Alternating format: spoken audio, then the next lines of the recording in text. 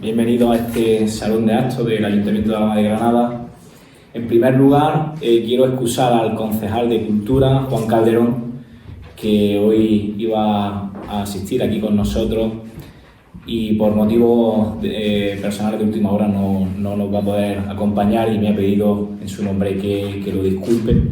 Y aprovecho también para darle las gracias por la colaboración que ha tenido a bien tanto con el patronato como con Amelia en facilitarnos en este día pues la fecha y la organización y la colaboración en la presentación del libro que a continuación se va a realizar. Como veo que hay gente de fuera de Alhama que quizá no me conozca, me voy a permitir que me presente. Yo soy Raúl Gálvez, presidente del Patronato de Estudios Alameños. El Patronato es una asociación cultural que se dedica a la difusión, conservación, estudio y sobre todo la promoción de todo lo que acontece a la cultura de la comarca de Alhama, y por eso hoy nos encontramos aquí gracias a Mariló, compañera del patronato, y gracias también a Amelia, que se pusieron en contacto con el patronato para contarnos el libro que se había editado y publicado, y nosotros pues, por supuesto desde esta entidad promocionar este tipo de publicaciones, y además de la comarca, en concreto de Arenas, donde ahora nos contarán ellas, que son las protagonistas, cómo se desarrolla la historia de una persona que ha vivido parte en Arenas y cómo nos lleva a esa época que nos cuenta. En este caso muy particular, del padre de Amelia, pero que podría extrapolarse a cualquier municipio de aquí y a cualquier época anterior, que sin duda pues, nos llevaría pues, a recordar pues, cómo eran en aquellos tiempos pues, las calles y a recordar a los vecinos, ¿no? Aquí habla del ATS, de cuando él vivía en Arenas, habla del secretario de Arenas, ¿no? Y para los que sois de Arenas pues seguramente habrá sido emotivo los que lo habéis leído, y los que no, los que tengáis la oportunidad de hacerlo, pues trasladaros a aquellos años. Yo sí quiero también darle las gracias a los miembros del patronato que hoy están aquí con nosotros, a la señora tesorera, que está ante el público, y comunicadora, por darle difusión a esta presentación, al compañero Juan por cubrir el acto, y saludar a todos los que estáis aquí. Por eso me habéis permitido que me presente a los que no me conocéis. También dar las gracias a la Escuela de Adultos, hoy que está aquí con nosotros su profesora, Teresita, para los alameños, y a todas las alumnas, a la presidenta de la Mancomunidad del municipio, y bueno, me voy a permitir que salude a las dos Cristinas de Arenas que siempre hemos trabajado desde hace poco tiempo en pro también de la cultura, ¿no? Yo a continuación, trato de ser breve, voy a dar paso a Mariló, que como decía es compañera del patronato y es la que va a efectuar la presentación de este libro, Me robaron la juventud, conversaciones con mi padre, de Amelia Retamero. Así que muchísimas gracias, y Mariló, cuando quieras. Gracias, Raúl. Bueno, pues buenas tardes y bienvenidos a todos. ¿Me se escucha? Ahora sí se me oye. Decía que buenas tardes y que bienvenido a esta presentación del libro de Amelia Retamero, Me robaron la juventud, conversaciones con mi padre. Me pidió Amelia que primero hiciese una reseña acerca de cómo nos conocimos ella y yo, porque a veces es común que las presentaciones se hagan por medio de... ¿Ahora se me oye bien? Pues de amigos o de personas relevantes del mundo de la cultura o de la literatura. No es el caso, pero ella quiso que yo estuviese hoy aquí en su presentación, a lo mejor porque soy la presidenta de la Junta Rectora del Parque Natural Sierra de Tejeda, Almijara y Alhama. Y el pueblo de Arenas del Rey y la Resinera en concreto, que es un punto emblemático del parque, pues están dentro del término municipal de Arenas del Rey, así que digamos que todo se entrecruza, ¿no? Bueno, pues Amelia y yo nos conocemos personalmente solamente desde hace 3 meses. Sí, 3 o 4. 3 o 4 meses, desde noviembre de 2023. Ella se puso en contacto conmigo a través de redes sociales porque no sé si sabéis todos, yo publico historias desde hace años en Alhama Comunicación y en Sarquía Plus, pues historias sobre la gente de los pueblos, de los cortijos y los habitantes de la comarca de Lama y de la Sarquía de Málaga. Entonces ella leía mis relatos y se puso en contacto conmigo por ese motivo primero. Me hacía comentarios cariñosos, en fin, muy amables, y después me sugirió que nos conociésemos, cosa que tuvo lugar uno de los días de las jornadas micológicas que organizaron este otoño pasado, pues los ayuntamientos de Fornes, Jayena, Játar y Arenas del Rey, precisamente. Y en esa ocasión nos conocimos, nos caímos bastante bien y ya me habló ella de su libro, sabiendo pues que el tema de recoger los testimonios de nuestros mayores es especialmente sensible para mí porque es lo que llevo haciendo desde hace ya bastantes años, precisamente eso. Entonces, pues, en cuanto me habló del libro, mostré interés y ya, pues, quedamos en una de las presentaciones que hizo en Granada, en el Ateneo de Granada, y allí me regaló un ejemplar, lo leí, no lo devoré, porque la verdad es que empieza a leerlo, no se puede parar, y entonces ya fue cuando ella me sugirió que en la presentación del AMA se podía estar yo acompañándola, pues cosa que hago pues encantada. Y esa es la reseña, ¿no?, que quería hacer. Pues una pequeña biografía de Amelia para quienes no la conozcáis. Amelia es oriunda, como toda su familia, de Arenas del Rey, la comarca de Alhama. Nació allí y estuvo allí hasta que fue a Granada a estudiar su bachillerato. Estuvo interna en el colegio de San José Riquelme, ¿verdad? Y en la calle de las Tablas. Y después emigró con su familia a Barcelona. Pues esa lacra de la emigración que ha sangrado tanto a los pueblos de la comarca de Alhama. Pues ellos fueron una familia de la que tuvieron que irse también. Allí pues vivió gran parte de su vida adulta. Estudió allí filosofía y letras en la Universidad Autónoma. Me tengo que leer su biografía porque no me la sé. Y allí empezó a frecuentar pues círculos literarios y a mostrar por su interés en la literatura, aunque ella siempre tuvo interés desde pequeña. Entonces, con vuestro permiso voy a leer, porque tiene un chorro de premios y de cosas que no me sé de memoria. Entonces, cuando llegó el momento, ella fue profesora de Instituto de Lengua y Literatura durante muchos años en Cataluña y después, con el tiempo, sintió la llamada del sur y decidió volverse. Intentó venirse a Granada, pero Granada era muy difícil, siempre, sigue siéndolo para todos. Así que primero la trasladaron a Cádiz, allí estuvo unos años, hasta que ya por fin pudo venirse a Granada y terminó su vida laboral en un instituto de Atarfe, del cual además tiene bastante buenos recuerdos.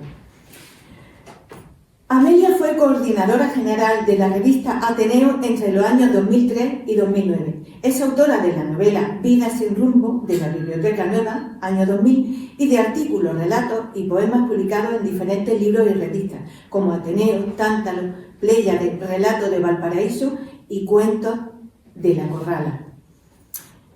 En 1999 obtuvo el Premio Nacional de Poesía Aspirina y Salud.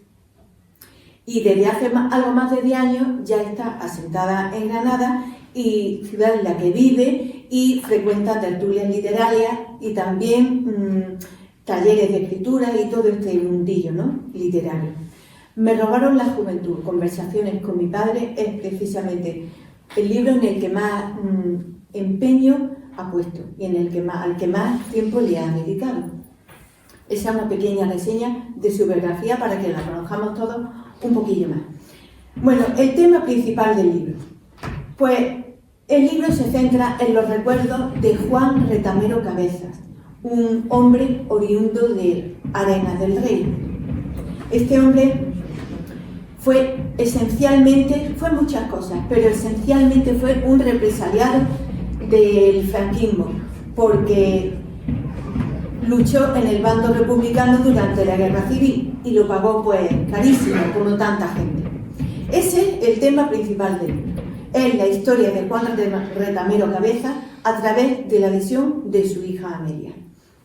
El contexto histórico de este libro pues transcurre a lo largo de 80 años. Vivió hasta los 82 años.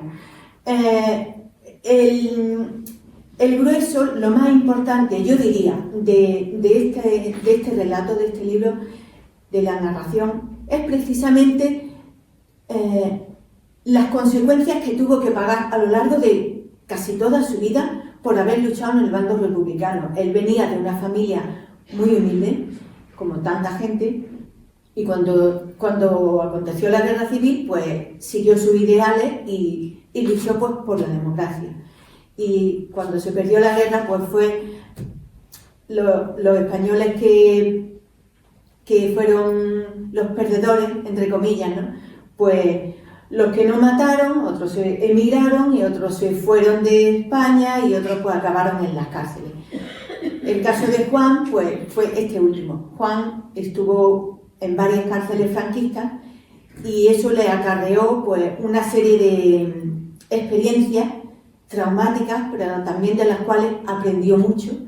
Y ese es básicamente el centro del argumento de este libro. Un resumen del argumento, pues ya os he contado básicamente. Se cuenta la vida de Juan a través de los ojos de su hija, pero de una manera pues muy cercana, muy personal y muy emotiva, porque claro, es su hija la que le hace las entrevistas, la que se dedicó a preguntarle. Cuando muchas veces oímos a los abuelos que empiezan a recordar sus viejos tiempos y nos suena a rollo y a ¡uf, Dios santo, otra vez las batallitas! Pues Amelia tuvo la tranquilidad y la sapiencia en su momento de decidir grabar a su padre en cintas de cassette. Ella ya lo explicará más ampliamente. Y la guardó, un recuerdo más de su padre, como quien guarda una fotografía, que le iba a decir a ella que con el tiempo iba a regresar a ello. Así que la vida de su padre contada por él mismo. Ese es el argumento de este libro. Y tamizada por el prisma de los ojos, la visión de su hija. El análisis literario, bueno, pues es de la misma manera que fue Juan. Es un libro cuyo lenguaje es sencillo, es directo, es muy honesto y muy delicado. Es una de las cualidades que a mí más me han gustado de este libro, la delicadeza con la que Amelia aborda ciertos temas que son súper delicados incluso hoy en día, como es, por ejemplo, las consecuencias, cómo lo pasaron los represaliados franquistas en la guerra civil. Con un lenguaje fluido que hace que empieces a leer y que no quieras parar hasta que el libro se termina. Básicamente son dos narraciones paralelas en su estructura que son paralelas, pero son, digamos, contrarias en el sentido de que una narración es la que hace Amelia en presente histórico, con un lenguaje cuidado, con un lenguaje culto, con nivel literario, y la otra narración es la que hace su padre, con un lenguaje sencillo, humilde, de la gente de antes, un lenguaje directo, un lenguaje ameno, en el cual lo más importante es que Amelia ha transcrito textualmente las declaraciones que le hizo su padre, incluso hasta, bueno, con las expresiones, incluso con los tacos. Es una lectura muy cercana y que francamente llega al corazón por eso, porque lo estás leyendo y realmente parece que estás oyendo a Juan Retamero. Es una forma de verlo, de traerlo a la vida, pues impresionante. Un relato pues bastante emotivo, muy delicado y muy cercano. Con palabras que los más mayores pues van a reconocer porque pertenecen al acervo cultural de los antiguos, de nuestros mayores. Vocabulario pues que ya se ha perdido o está casi a punto de perderse. Y Amelia lo recupera. A ver, yo que miro la chuleta que no se me olvide nada. En esencia, yo diría que esta es es la historia de Juan Retameros. Es única porque es su historia, pero también diría que es una historia más de tantas y tantas como han estado silenciadas durante décadas por culpa pues de un régimen que catalogó a España, a los ciudadanos de España, a los españoles, como de primera y de segunda categoría. Los de primera categoría eran los de derecha, los de segunda categoría eran los de izquierda, eran los parias y eran los malos, y además esa visión se interiorizó por parte de la sociedad, no sé si toda. Yo a título personal puedo decir, los que me conocéis, lo sabéis, que yo vengo de una familia de derecha históricamente de toda la vida. Y yo recuerdo los comentarios de mis padres y de mi abuela y de mis tíos, de mis mayores, pues la izquierda era mala, la izquierda era inicua y era algo a lo que había que temer. Luego pues cada uno abre los ojos y ve, ¿no?, la realidad. Pero eso era así. Esa narración franquista caló en la población. Eso fue así. La suerte que ha tenido Juan es que su hija ha querido contar su historia. Y por eso Juan, junto con los de las poquitas personas, de los que algunos, otros, hemos intentado recuperar sus historias, los que habéis leído mis artículos también sabéis que lo he hecho, pues digamos que ya van a pertenecer al selecto club de las personas que no van a morir, porque sus historias ya permanecerán para siempre, ya no se van a olvidar, ni sus historias, ni sus nombres, ni sus recuerdos, ni sus expresiones, ni sus sentimientos, ni su forma de ver y su forma de sentir lo que vivieron, la época tan compleja que vivieron.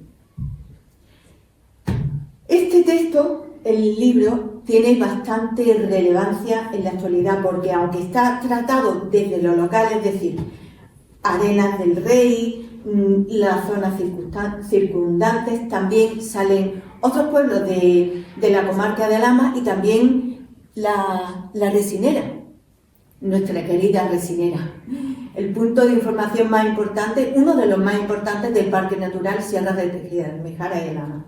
Pues, aunque el relato está enfocado desde lo local, en realidad es una proyección hacia lo general, porque lo que pasó en Arenas del Rey y en la Resinera y en Játar y en Forne, en realidad estaba pasando en toda España. Todos los acontecimientos, todos sucedieron por igual en el país entero. Entonces digamos que va de menos a más. Es una cosa local, pero es también general. En fin, otra lección que da este libro, da muchas, pero una de las principales también es que nos enseña a valorar los logros que poquito a poco consiguió la sociedad española a pesar del franquismo. Poquito a poco, y como decía mi abuela, con mañica, se fueron realizando conquistas sociales, y esto se narra de tal manera a través de las palabras de Juan Retamero, que de alguna manera lo vives. Cuando llegó esto, cuando por fin se pudo hacer lo otro, cuando por fin se podía hablar de esto otro, cosas que habían estado silenciadas durante décadas. En fin. Y luego pues hay también una pequeña anécdota. El mundo es muy pequeño, pequeñísimo. Y resulta que al leer el libro pues me llamó la atención un párrafo en el cual hacen referencia a un cortijo que algunos de vosotros, los que conocéis la sierra, os puede sonar. El Aza del Aguadero. Esto está en la Sierra de Játar. Ese cortijo perteneció a mi abuelo José Llonarte. Pues su padre, Juan Retamero, trabajó a las órdenes del dueño de ese cortijo y también a las órdenes de un capataz que yo conocía de oídas en mi familia porque era uno de los capataces que tenía mi abuelo trabajando en sus tierras. Y resulta que Juan Retamero Cabeza trabajó para ese capataz. Luego, Amelia y yo, contrastando fechas, hemos llegado a la conclusión, qué pena que no nos lo puedan contar ni mi abuelo ni tu padre, ellos per se, que Juan Retamero, su padre, trabajó para mi abuelo. Así que eso nos ha hecho acercarnos todavía más a la cuestión. Esa anécdota nos pareció preciosa, la verdad, porque algunas veces parece como que las cosas ocurren porque tienen que ocurrir, ¿verdad que sí? Y se cierran círculos. En fin, quería dar un apunte también interesante, y es que la editorial Caligrama, que es la que ha editado este libro, lo ha propuesto para su sello Talento, porque ha considerado que el texto es suficientemente bueno e interesante como para que merezca esa distinción. Y también últimamente ha recibido otra que ya nos hablará Amelia de ella. Y ya está, yo quería terminar esta pequeña introducción, porque tenemos que ceder la palabra a ella, que es la que tiene que hablar, recitando una frase que a mí me gusta mucho, que es la siguiente: nuestros mayores son los libros, las artes y las escuelas que dan sentido a este mundo tal y como está hoy. Cada una de sus leyendas y cada una de sus consejos son lecciones que tenemos que aprender y que tenemos que interiorizar. Y ya está. Y sin más, pues cedo la palabra aquí a Amelia, que nos va a desarrollar un poquito pues, su libro. Gracias. Bueno, gracias Marilo. Gracias a Marilo, que me acaba de presentar y hablar sobre mí y sobre el libro. Muchas gracias al presidente del patronato, a Raúl, por hacer todo lo posible porque este libro se presente hoy aquí y se pueda difundir. Al ayuntamiento también, porque nos ha proporcionado el local. Y, por supuesto, a todos los asistentes. Si vosotros no estuvierais aquí, la presentación del libro no tendría ningún sentido. Así que estoy muy contenta de que hayan venido gente de Granada, de Fornes, de Arenas, de Játar. Estoy encantada. Todos estos, y de Alhama, por supuesto, que hay gente aquí. Os lo agradezco un montón. Y bueno, después de esto voy a empezar a hablar un poquito del libro. ¿Y cuál era la intención de escribir este libro? Yo me he hecho también mis apuntes aquí. Por un lado, la intención era homenajear a mi padre, pero no solamente a mi padre, sino como ella bien ha dicho, mi padre, digamos que es una de las personas en la que podría estar representada miles y miles de personas que vivieron en el siglo XX y que sufrieron prisión y injustamente.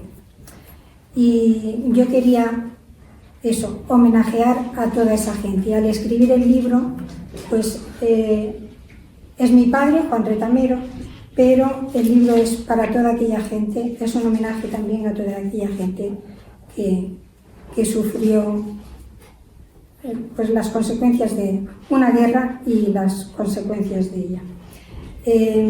Yo lo pongo en la dedicatoria, la voy a leer, digo: a todos los hombres y mujeres a los que se les arrebató la vida y la palabra, a sus hijos e hijas, que solo pudieron leer la versión de los vencedores, a sus nietos y nietas que se empeñan en desenterrarlos del olvido.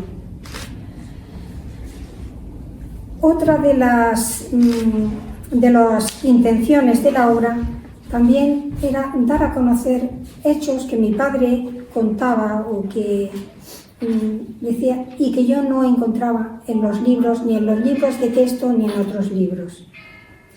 Y me parecía muy importante que eso quedara escrito, que permaneciera, ¿no?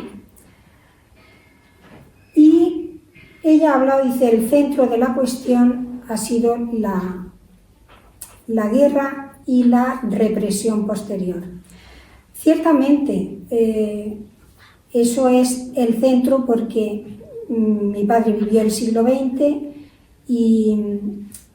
y todo lo que vino después, él era muy joven cuando se proclamó la República, y cuando llegó la guerra pues tenía 18 años, 18, 19, no sé exactamente, no recuerdo ahora exactamente, pero que era muy joven, y a partir de ahí todo se truncó. Entonces, todas las vivencias y casi todos los relatos que hay en el libro están trufados de recuerdos o de historias o de ese sentimiento que se produjo a consecuencia de la guerra y la represión. Y bueno, quería también dejar constancia de las costumbres de las gentes sencillas de toda la zona rural, sobre todo de esta comarca. Y también para que las generaciones posteriores, la gente más joven, conozcan cómo se vivía en el siglo XX, cómo se vivía en aquellos años, pero para que sepan que gracias al esfuerzo y el sacrificio de nuestros mayores, de nuestros padres y abuelos, ahora podemos disfrutar de un bienestar del que ellos carecieron por completo. Mi padre lo escribe eso en la revista Comarcal, no sé si a algunos les suena, la revista Comarcal que se estuvo publicando durante unos años y era Comarcal, ya lo dice, la comarca. Y en uno de mi padre escribía para la revista algunos artículos o le hacían entrevistas y demás. Y entonces en algunos, la página 250, voy a leer un poquito de lo que él dice al final, ¿no? Como está agradecido. Dice: ¿no es maravilloso estar tranquilo por dolencia o enfermedad de cualquier tipo, sabiendo que tenemos un equipo permanente de personas bien cualificadas que están día y noche velando por nuestra salud? ¿No es bueno tener una biblioteca cuidada y asesorada por una persona capacitada para que el que quiera pueda pasar un rato leyendo lo que le guste o ampliando sus conocimientos culturales? ¿No es estupendo y humano tener un hogar bien equipado para los pensionistas para disfrutar y relajarse sin ser un estorbo para nadie, ya que se lo merecen por haber sido los sacrificados de tiempos pasados? Por todo esto y otras muchas cosas, como el acerado de las calles y tal, bueno, le dice que tomásemos conciencia clara de buena fe para apreciar lo que es bueno para todos, así sentirnos orgullosos de nuestro pueblo y olvidar de una vez las miserias del pasado. Mi presencia estará siempre que pueda para la colaboración de todo lo social y cultural de este pueblo. Es decir, mi padre, después de todo eso, estaba sumamente agradecido y contento en la época ya en que la dictadura se terminó, en la época que ya llegó la democracia.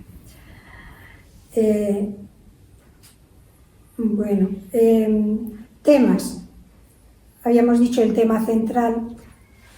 Es uno de los temas que está trufado, todos los demás están trufados por él, pero hay muchos temas. Está el trabajo infantil, la escuela.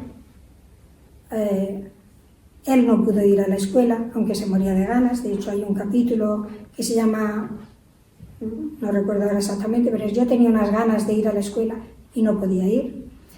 El trabajo, cómo se trabajaba, cómo la gente estaba desempleada, cómo se conseguía el trabajo, cómo la gente se ponía en las plazas o en la plaza y venían los manijeros, el manijero empezaba a seleccionar tú y tú, y algunos se quedaban, pues los pobres, pues eso, sin trabajo, para que les dieran el peón. Entonces, todas esas cosas me parecen muy interesantes que se conozcan, porque ahora, afortunadamente, también hay muchos problemas de trabajo, pero ahora ya hay unos contratos, está por escrito. Antes esto no era así. También se habla del tema de la vivienda, cómo eran las casas, el tema de la emigración.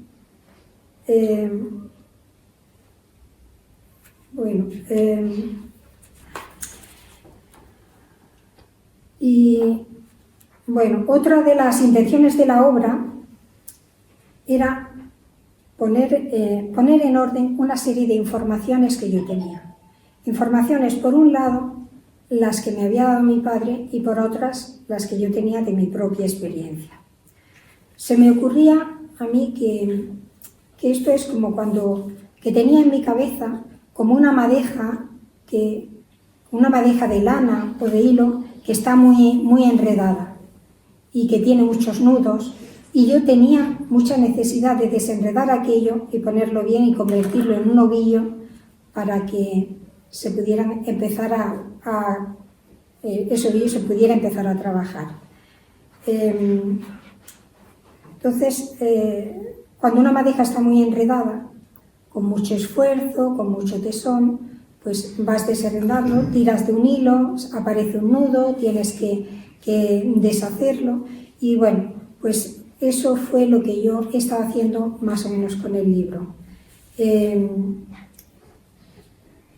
Poner en orden todas aquellas informaciones que yo tenía. Y ahora, pues afortunadamente, pues ya resultó, una vez que yo ya tenía toda esa información en la cabeza, pues el resultado fue este libro.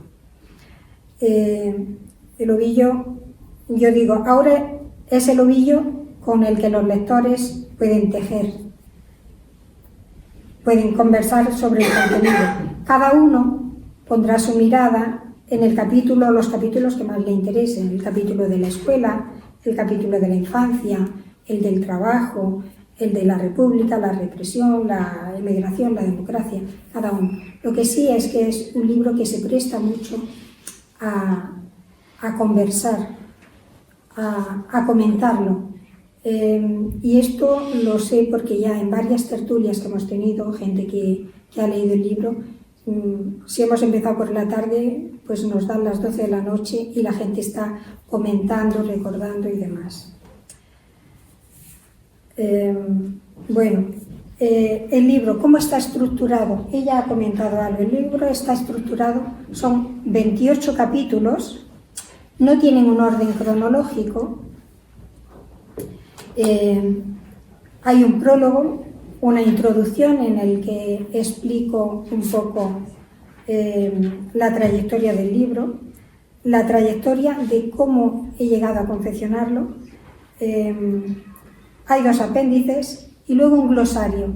El glosario era interesante porque la gente del pueblo y de la comarca puede conocer el vocabulario que hay en el libro, sobre todo el vocabulario con el que habla mi padre.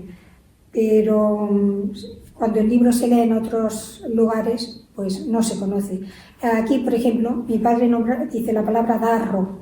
La palabra darro es una palabra que solamente está en Granada.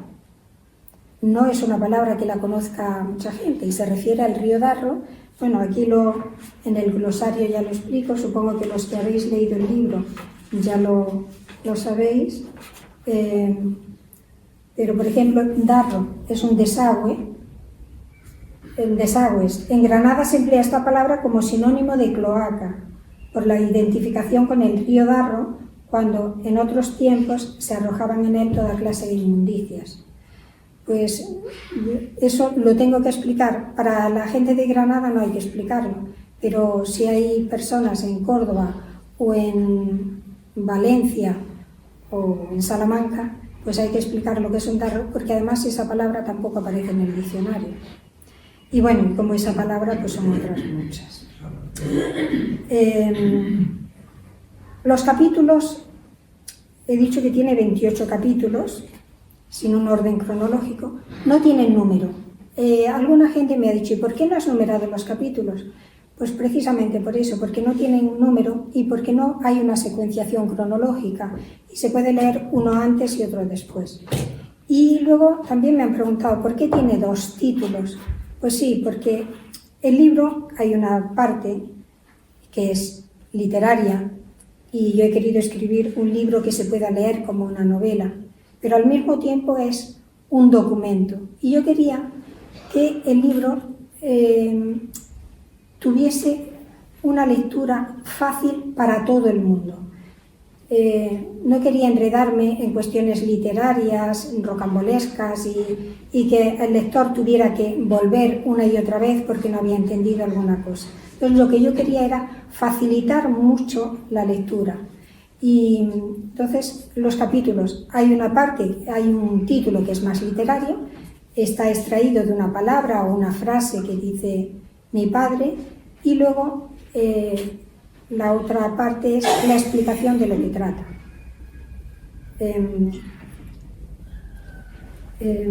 Otra cosa que he hecho también para facilitar la lectura ha sido poner las dos voces. Ella ya ha comentado, hay una voz que es de la narradora, en este caso yo, que pregunto a mi padre y introduzco un poco o voy interviniendo en el tema para explicar, para aclarar o para dar mi opinión o poner mis recuerdos, ¿no? Y facilitar así la lectura. Entonces también he hecho que la parte narradora que corresponde al lenguaje mío lo he puesto con un tipo de letra y un tipo de letra más pequeño, incluso el sangrado más distinto para la voz de mi padre. He procurado, yo tenía unas cintas guardadas, las cintas que yo tenía guardadas eran con la intención de escribir un libro. Yo grabé esas cintas pues un par de años o así antes de que mi padre falleciera. Y yo sabía que las cosas que él me contaba se me mezclaban en la cabeza y no iba a saber después explicarlas. Entonces se me ocurrió preguntarle si él quería, si a él le importaba que lo grabara, y yo le preguntaba como si yo fuese una periodista y él me explicaba. Por supuesto, él estuvo encantado, no tuvo ningún problema, y entonces yo vivía entonces en Cádiz, trabajaba en Cádiz, y cuando venía pues con un pequeño cassette, los jóvenes pues casi ni lo conocen ni saben lo que es, un cassette de estos que se rebobina, pues yo le preguntaba sobre algún tema, cuéntame alguna cosa que yo recordaba. Mi padre había contado una historia de los torillos de cuando era pequeño, o también le pregunté, ¿y fuiste a la escuela? O una anécdota que cuenta que ocurrió, una anécdota, una historia que me cuenta del pantano de los Bermejales. Y yo le preguntaba, bueno, ¿y aquello, papá, que me contaste y tal? Y él empezaba a contarme. Entonces, todo eso está grabado, y cuando yo escuchaba las cintas y hacía la transcripción, hice la transcripción totalmente literal.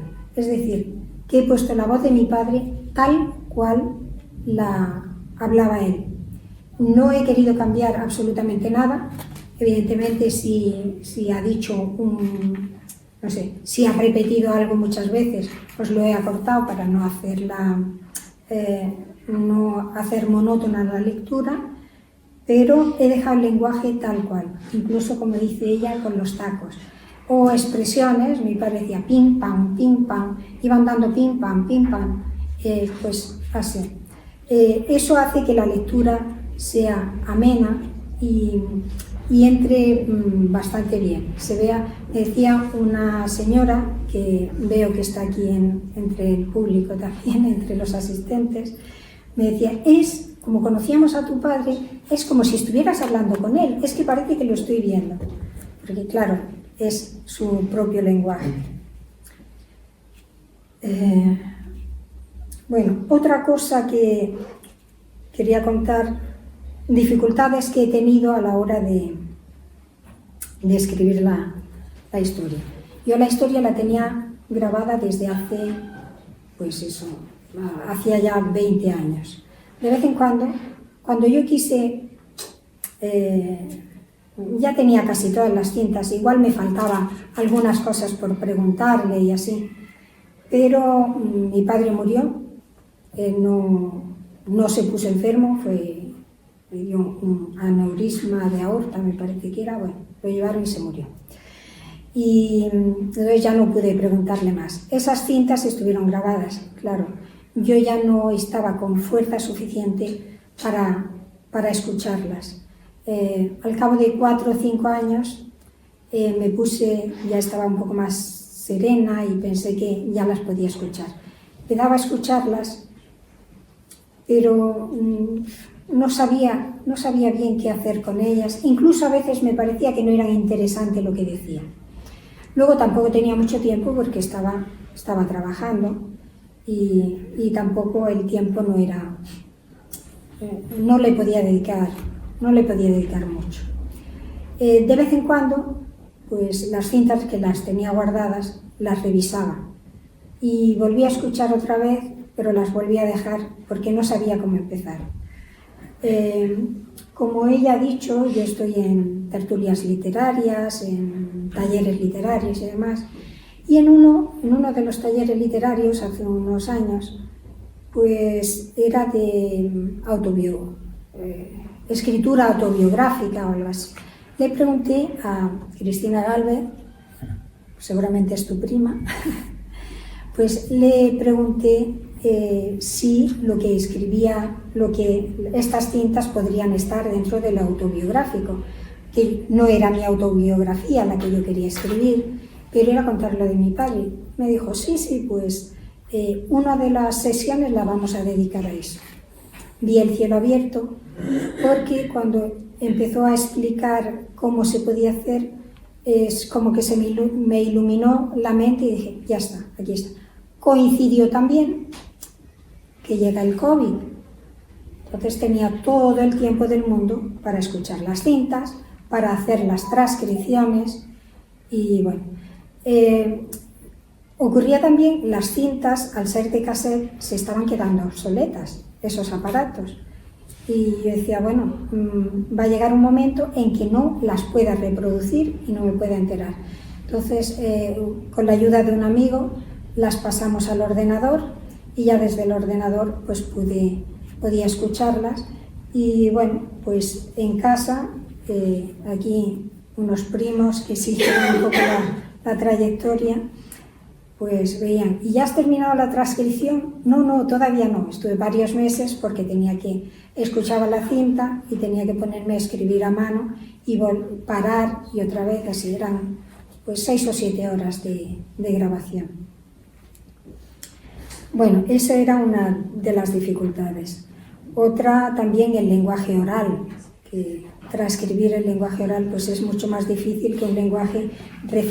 Cuando escribes reflexionas, piensas, pero el lenguaje oral ya es más difícil. Luego, otra dificultad que tenía es que me faltaban datos. ¿Y ahora dónde los busco? He tenido que leer muchísimos libros. Aquí no he puesto bibliografía porque no me parecía oportuno, pero he tenido que leer muchísimos libros, muchos artículos. Afortunadamente, ahora tenemos internet. Hace 20 años pues me habría sido más difícil. Cuando se grabaron las cintas habría sido más difícil, pero a través de internet he podido leer muchos artículos, me he podido informar de muchas cosas, incluso vídeos que ya los muestro aquí hay la referencia a alguno de los vídeos. Bueno, ¿cómo he investigado? Ya digo, libros, artículos, a través de internet, vídeos y películas, conversaciones con familiares y con otras personas.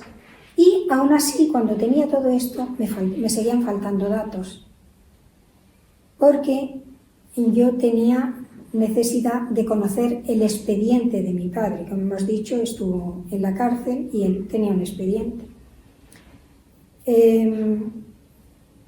Preguntando, me informé dónde lo podía conseguir y ya me dijeron que en el Juzgado Togado Militar de Almería.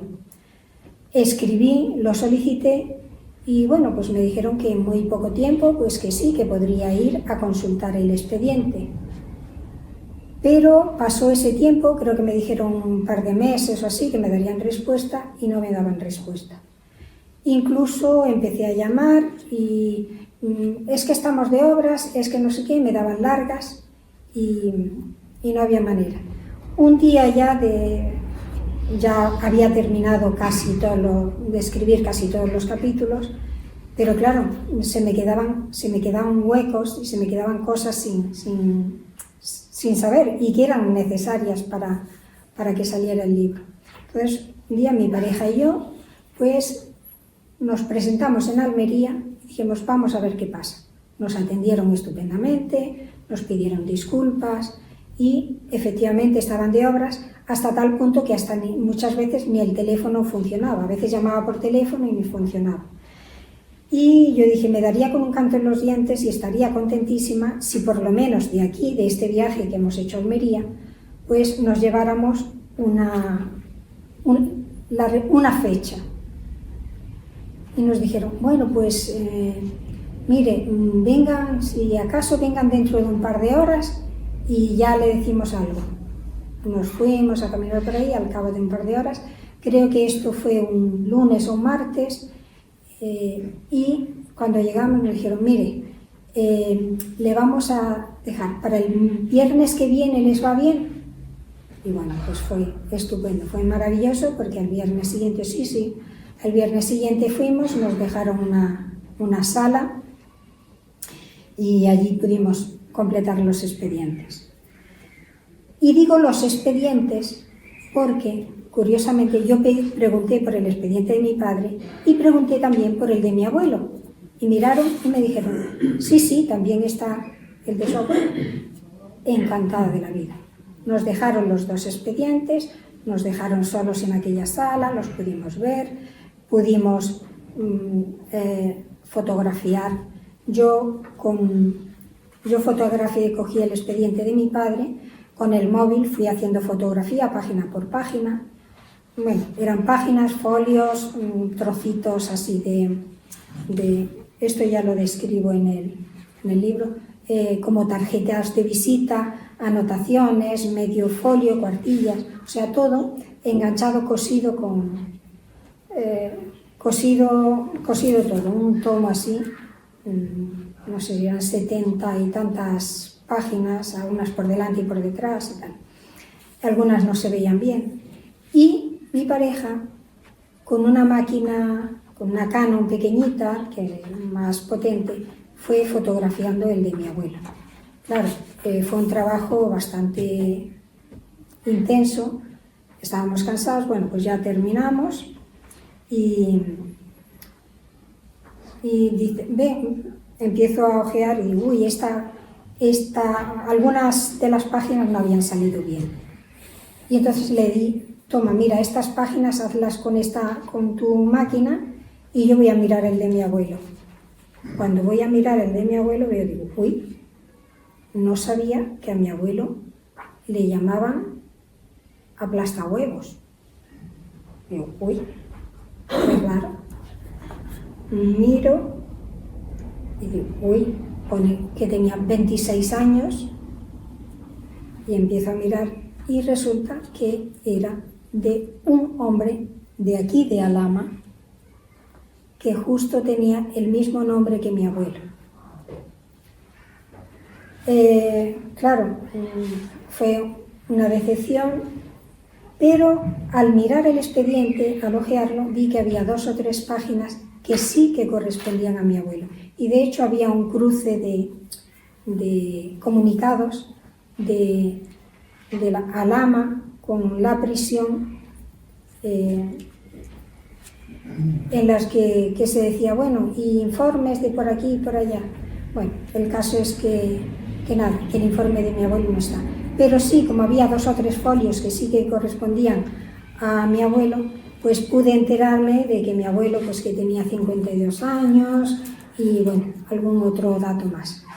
No demasiado relevantes, pero bueno, algún otro dato más. Y aquí en Alhama, pues eso, era un hombre que se llama, lo digo por si alguien de su familia está aquí, era un hombre que se llamaba lo mismo que mi padre, en esa época tenía 26 años, y bueno, pues yo tengo las fotografías del expediente, por si alguien tiene, sí, alguien de la familia tiene interés, o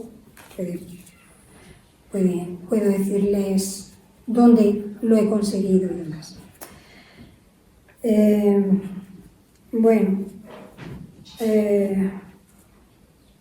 Otra de las cosas para crearla, o de los de las maneras en que he conseguido información también ha sido viajando a los lugares que nombraba mi padre. Eso ha sido muy, muy emotivo. Mi padre nombraba al Medinilla, de hecho hay un capítulo que está dedicado al Medinilla, y precisamente el viernes que viene hago una presentación allí en Almedinilla y voy a estar incluso en la escuela con los niños haciendo un taller, cosa que me hace mucha ilusión. Y bueno, pues que voy a estar allí. Estuve en GOR, en Guadix, en Ventas de Baúl. El capítulo este de Ventas de Baúl fue sumamente emotivo. Los que han leído el libro, y aquí tengo unos primos que le conté cuando fui a Ventas de Baúl. Aquí cuento la trayectoria, pero fue muy emotivo, porque no sabía ni dónde estaba, ni nada, lo nombra. Y después de preguntar por muchos sitios, de que no apareciera, de pronto vamos a un sitio y nos habían dicho, podría ser ahí. Y era el sitio donde había estado mi abuelo, que había estado pues, refugiado. Y cuando veo en un letrerito así, pequeñito, Ventas de Baúl, o Venta del Baúl, bueno, fue una emoción tremenda. Lo mismo que en Almedinilla cuando vi las trincheras, que yo iba a comprar un libro que me iba a servir para conocer el tema de una de las anécdotas que cuenta mi padre. Y resulta que casualmente pues nos encontramos en uy, si esto parecen trincheras, y ya pues empezar a pensar, uy, pues aquí estuvo mi padre y tal. En fin, son capítulos muy emotivos. Y los viajes eso. Y puedo decir, incluso hicimos un viaje, aquí hay unas amigas con las que hicimos el viaje a Valencia, y mi padre nombra las Torres de Quart, pues también me fui a las Torres de Quart, por lo menos para saber cómo eran. Bueno, yo he dicho antes que el libro tiene 28 capítulos, 2 apéndices, un glosario, la introducción, etc. Pero el libro realmente es así, tiene 28 capítulos. Pero resulta que me ocurrió una cosa. Como no están numerados, pues yo cogí los capítulos de internet, los saqué por la impresora, los llevo a la papelería, bueno, para que me hagan una copia y me hacen un libro con los capítulos. Ah, pues qué bien, estupendo, pues más o menos así quedará el libro, ya muy contenta y tal, corriendo algunas cosas, y bueno, lo envío a la editorial. Y pasa el tiempo, y cuando ya recibo este ejemplar, este es el ejemplar que me mandaron, que es un poco más para que yo viera si me gustaba la portada y cómo estaba el diseño y todo lo demás. Y ese mismo día me doy cuenta, digo, anda, ¿y esta parte? Y no está.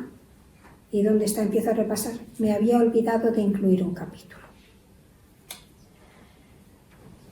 Además, un capítulo muy importante y muy interesante.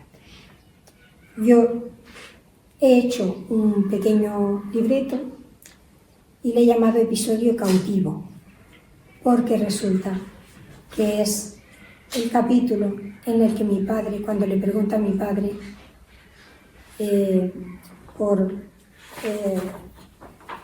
cuándo salió de la cárcel, y es la salida de la cárcel. O sea, justo ese episodio, Ironías de la vida, ese episodio se había quedado cautivo en mi ordenador. Y como no está en el libro, yo os lo voy a leer porque no es muy largo. Bueno, si queréis, si no, yo creo que es bonito y que es interesante. Corría el año 45. La guerra mundial había terminado. España, aislada internacionalmente, estaba sumida en la miseria, el hambre y la represión. El extrapero y las cartillas de racionamiento eran común denominador en la vida cotidiana de los españoles. Los sueños republicanos, denigrados por el nuevo régimen, formaban parte del pasado. Los defensores de la República, que no habían sido exterminados, vivían en el exilio. Otros luchaban en las sierras organizados en guerrillas. pero la gran mayoría, miles y miles de hombres, permanecían hacinados en los innumerables penales de toda España. Franco, que se había quedado solo al perder sus aliados Hitler y Mussolini, optó por dar al mundo una imagen de apertura, aligerando un poco las prisiones a través de indultos. Uno de ellos, para los condenados por delito de rebelión militar, era el indulto que tuvo mi padre. Mi padre, a quien la guerra y la cárcel le habían robado la juventud, fue uno de los indultados. Yo salí el 25 de octubre del año 45, me dice. Pronuncia la frase despacio, remarcando la fecha. Para entonces, su familia ya estaba destrozada. El padre había muerto de inanición en la cárcel de Astorga. La madre también había fallecido a causa de la tristeza y la desesperanza. La hermana mayor, viuda con 4 hijos pequeños. La menor, mal casada. Su hermano, mi tío Paco, era el único a quien podía pedir un poco de apoyo y consuelo. Ahora la voz de mi padre. Yo pedí residencia. Había un amigo allí que estaba en las oficinas. ¿Tú conocías a Carlos Barea? Pues su padre. Había sido secretario. Una bella persona era. No os he dicho que me llamaron para que ingresara en la cocina. Allí estábamos otro y yo fregando cacharros. Nos cundía qué sé yo. Vaya, aquello era volar. Y ya comíamos bien y todo. Hombre, bien, cantidad, y por lo menos condimentado. Y café de cebada, pero bastante bien. Y yo, como estaba en la cocina, cogía una lata y les daba a ese hombre y a otros, deseosos de tomarse un traguito de café. Yo he sido muy amigo de hacer el bien, si puedo. El hombre tenía buenas relaciones y se ocupó de todos los trámites. Nuevamente mi ignorancia. ¿Cómo un preso le ofrece café en una lata a quien se encarga de asuntos de oficina? ¿Acaso los oficinistas también estaban presos? Claro, estaba preso también, si allí no había nadie que no fuera prisionero. Lo que pasa es que los que tenían cualidades para ser oficinista, como el maestro, como médicos y otros, hacían esas funciones. Me cuenta anécdotas curiosas que escucho atentamente. Apenas tienen relación con mi pregunta sobre su salida de la cárcel. Hay que centrar el tema. Ah, sí, es que me paso de unas cosillas a otras. A los 6 años y pico había ahorrado 21 duros en una cartilla que tenían los presos allí. Yo no lo sabía siquiera. Total, salgo y voy a la calle San Juan de Dios a un restaurante y le mando recado a mi hermano que he salido. Él estaba trabajando y de inmediato dejó el trabajo y se puso en camino.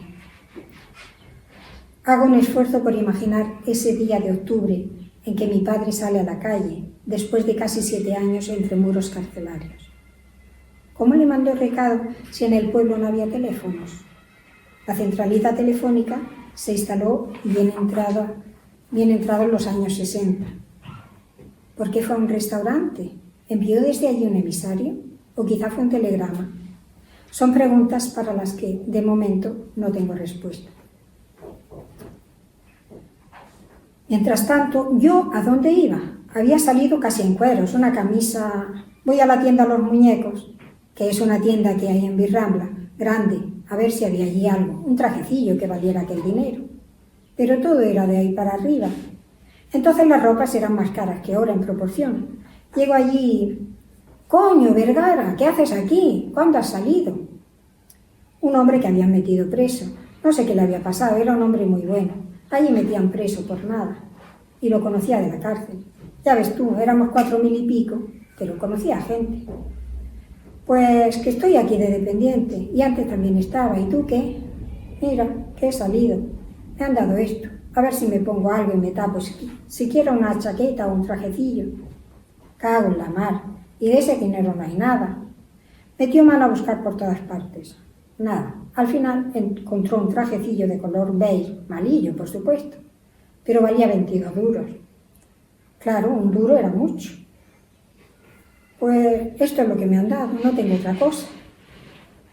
Anda, ¿qué vamos a hacer? Ya lo pongo yo. Y me dio el trajecillo. Papá se ríe. Ha revivido la generosidad de aquel hombre bueno. Por mi parte, estoy tan emocionada escuchándolo que no le pido detalles. Ahora solo puedo hacer un ejercicio de imaginación. Un hombre joven, pálido y delgado, se apoya sobre el gran mostrador. Su cara refleja tristeza e incertidumbre, pero también veo en sus ojos ilusión y esperanza de una nueva vida. Malviste pantalón y camisa, sin chaqueta. En la mano lleva los papeles que deberá presentar a la Guardia Civil en cuanto llegue al pueblo. Ya vino mi hermano, nos abrazamos, estuvimos hablando, pero cuando le dije que había pedido residencia a Madrid, mira, Juan, tú no te vas a Madrid porque se le ha roto la voz. No puede terminar la frase. Le afloran unas lágrimas. Otra emoción, dice al cabo de unos segundos. Yo quiero saber por qué había pedido residencia a Madrid, pero también a mí se me ha anudado la garganta. ¿Por qué? Pues por no venir aquí. Allí tenía yo mi novia, también había estado presa. Después de caer yo aquí prisionero, desde la misma cárcel le escribí una vez o dos. Y entonces ya la habían pelado, me lo dijo. En fin, que mi hermano insistía. Tú no te vayas a Madrid, tú te vienes a Arenas, porque mira, yo ya me he casado, ya he organizado mi casa, ya no tenemos padres, tú no tienes nada, así que tú te vienes conmigo y lo que sea de uno es de los dos. Ya lo tenemos todo perdido. Trabajar y ya está, porque otra cosa. Me convenció. Bueno, pues vamos a cambiar la residencia. En cuanto llegué allí, salió el señor Graciliano, que así se llamaba. Vaya, retamero, ¿qué haces? ¿Ya vienes a cambiar? A Arenas, sí, mi hermano. Me lo figuraba. Bueno, no te preocupes. Entró el hombre, porque necesitaba una cantidad de papeles, y me cambió la residencia aquí.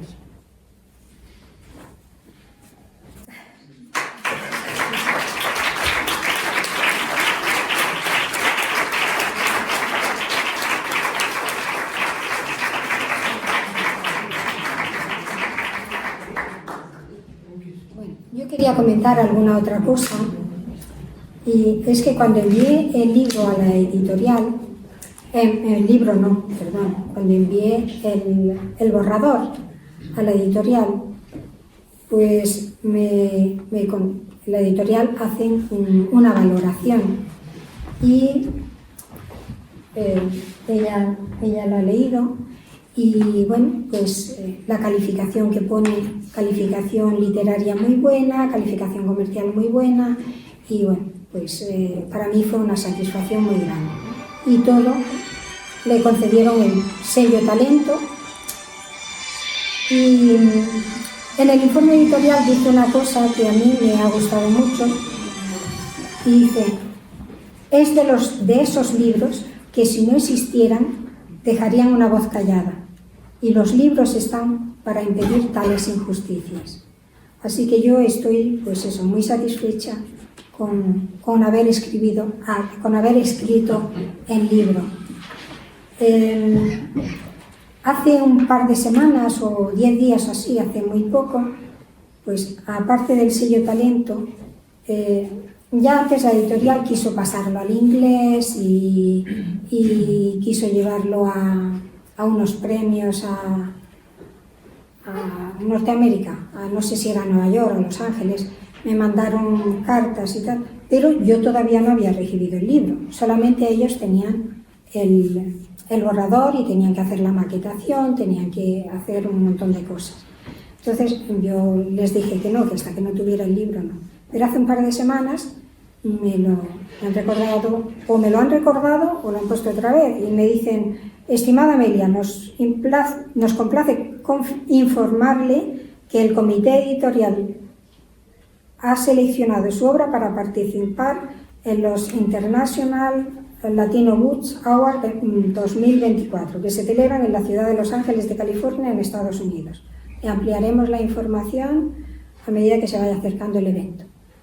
Bueno, pues para mí es, saludos y enhorabuena, para mí es una satisfacción muy grande que este libro pues haya sido seleccionado, que luego vendrá o no vendrá. Pero para mí es una satisfacción muy grande. Por un lado, que tenga el sello Talento, por otro lado, que haya sido seleccionado para eso, y la mayor satisfacción es que se le dé difusión, que la gente lo lea, que comente y y que estéis aquí y que los que ya lo habéis leído ya me habéis dado vuestra opinión, la mayoría, y los que no, pues que lo lean y estoy segura de que van a estar contentos.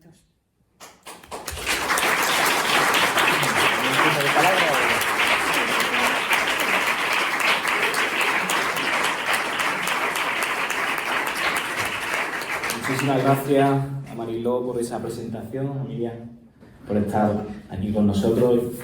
A continuación vamos a dar turno de palabra por si alguien quiere intervenir.